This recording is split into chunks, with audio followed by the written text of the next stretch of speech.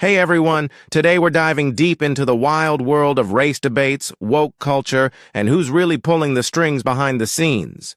You won't believe the explosive moments when real debaters like Ben Shapiro and Bill Maher face off against the so-called race experts who rely on feelings instead of facts. Buckle up, this one's a roller coaster. So here's the deal. I've got a story that's as crazy as it gets, one that might just make you sit up and think. Imagine someone telling you that America today is back to 1954. You know, the height of segregation, Jim Crow laws, and widespread racial injustice. A time when Black Americans faced brutal discrimination, lynchings, and were denied basic rights. Now hold that thought, because the person saying this is my own father. Pause for effect, slight shift to a more serious tone. He's a man who literally lived through those dark days. He survived the Orangeburg Massacre, a tragic event where police shot at students protesting segregation in South Carolina. He helped found SNCC, the Student Nonviolent Coordinating Committee, one of the leading organizations fighting for civil rights. He marched alongside Martin Luther King, Stokely Carmichael, and many other heroes of the movement. And today, he's telling me he feels like we're reliving those same dark days, that America is back to 1954. Think about that for a second. Is that true? Or is this just emotional hype? Is he seeing things through the lens of frustration and pain? Or is there something more at play here? Pause briefly, then with a hint of curiosity. Here's the thing. This is the kind of story that sparks real debate. Because while my dad's experience is real and undeniable, the question is, are we truly back in those days? Or is this just a narrative being pushed, fueled by feelings, not facts? And that's exactly what we're going to unpack today. Because on one side, you've got people like Ben Shapiro and Bill Maher, who look at the facts and say, hold on, things are better than they've ever been. But on the other, you have those who say America's at a breaking point. So what's really going on? Let's dive in. So then Bill Maher steps into the conversation, and he drops what I like to call a real truth bomb. He says, ask my dad, who's literally lived through history, and he'll tell you America's at 1954. Think about that for a second. His father experienced the height of Jim Crow, the brutality, the injustice. And Maher is pointing out that, in his view, some people today are saying we're back there. But here's the key. Maher doesn't just leave it at that. He calls out the real issue. Feelings don't always match reality. He says feelings don't always reflect reality. Just because someone feels like America is worse doesn't mean it is. That's a powerful reminder, because in today's culture, emotions often get mistaken for facts. Exactly. That's the core problem. There's a tendency among some folks to bet everything on emotional narratives, stories built on feelings of despair, victimhood, or nostalgia for a supposed golden age. Meanwhile, the undeniable progress made over the decades gets ignored. But despite all that, these narratives persist, that nothing's changed, that America is still a land of segregation and oppression. Why? Because some people thrive on division. They profit from victimhood. They want to keep the wounds open, keep the anger alive, because that's how they maintain influence. It's a form of emotional manipulation, really. They're betting on your feelings to keep you angry, to keep you protesting, to keep the narrative going. Meanwhile, the mountain of evidence, the laws, the cultural shifts, the opportunities, all point to tremendous progress. So, the question is, are we really back to 1954? Or are they just clinging to a story that keeps them relevant? That's what we're here to explore today. Let's get real for a moment. Some of these so-called race hustlers, I'm talking about people like Joy Reid, Sonny Hosting, they've built entire careers on playing the victim. They've turned grievance into a business model. Their goal? To keep everyone angry, divided, and emotionally invested, because in their minds, that's how they hold on to power. It's like watching a velociraptor trying to open a door, terrifyingly dumb and completely unrealistic.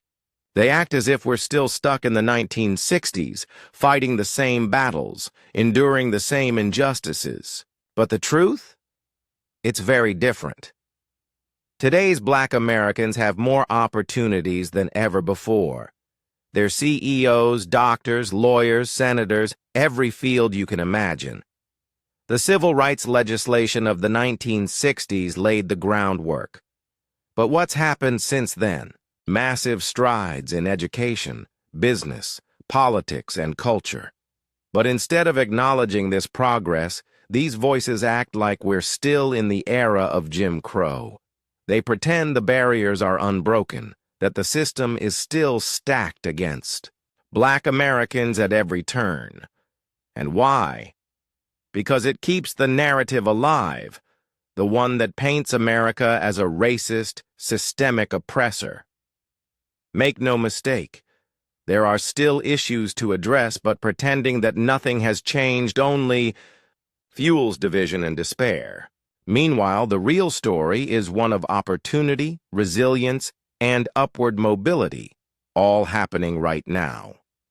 So ask yourself, are these narratives about systemic racism based on facts, or are they just emotional stories designed to keep a specific agenda alive? That's what we're here to unpack today. And let's talk about the term woke. Originally, it was a good thing, a sign of awareness. Being woke meant you were conscious of injustice, inequality, and discrimination. It was about waking up to the reality of social issues and wanting to make things better. That's a noble goal, right? But somewhere along the way, woke has been hijacked. Today, it's become a weapon, a catchphrase used by the left to exert control. They twist it into a tool for demonization, to shut down anyone who questions their narrative or disagrees with their policies. Woke used to stand for awareness, an essential human quality. But now, it's about enforcing conformity, cancel, culture, and silencing dissent. If you don't toe the line, if you dare to challenge their ideological orthodoxy, you're branded as unwoke, or worse, a bigot or a racist. Honestly, caring about social justice isn't bad. It's about basic human decency, recognizing suffering and striving to do better.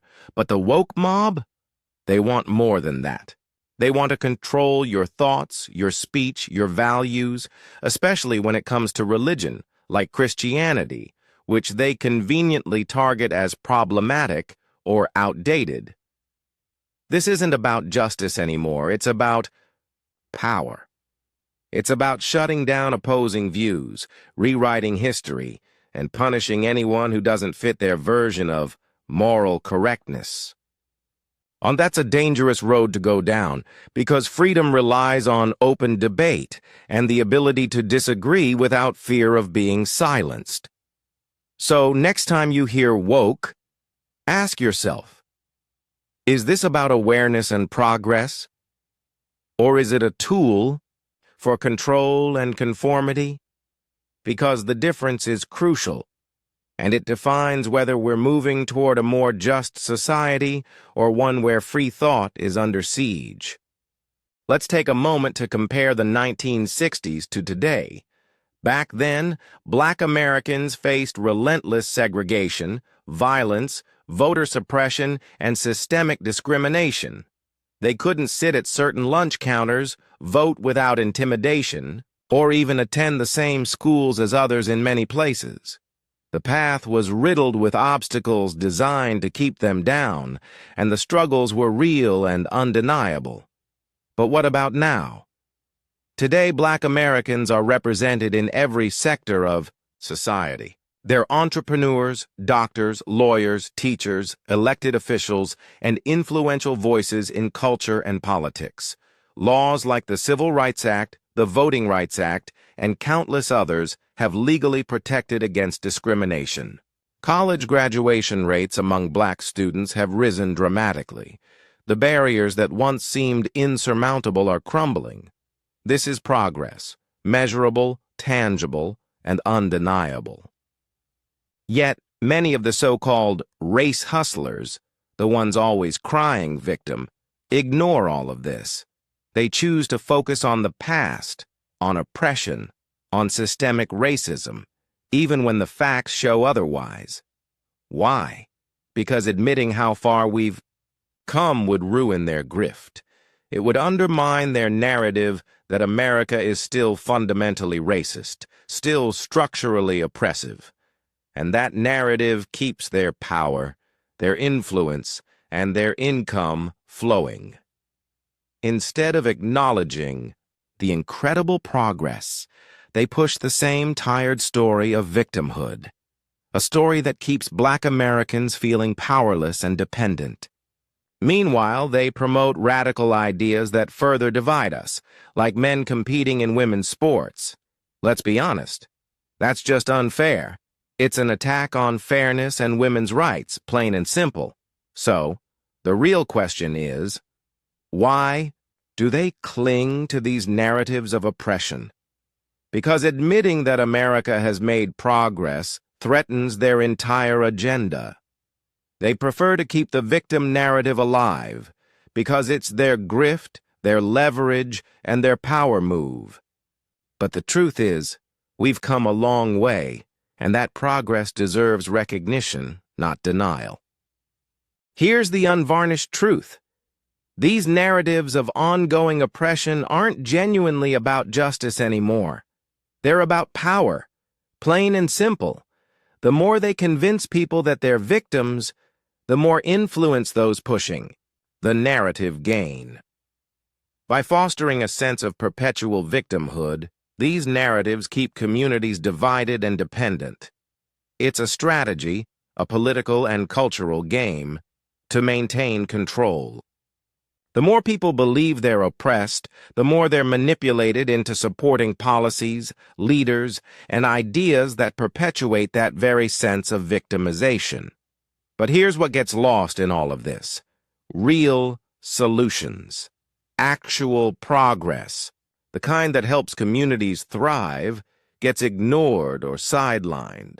Instead of focusing on education, economic opportunity, and personal responsibility, the conversation stays trapped in, "It's like a bad movie."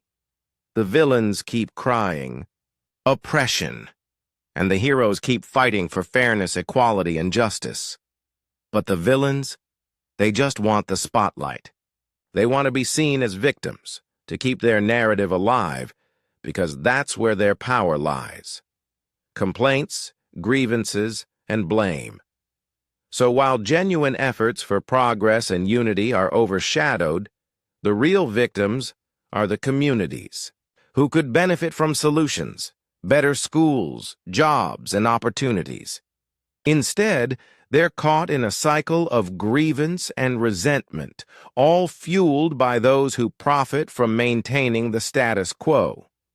True justice isn't about perpetuating victimhood. It's about empowering individuals and communities to rise above their circumstances. But that kind of progress doesn't sell headlines, and it doesn't keep the narrative of oppression alive. And that's why it often gets ignored.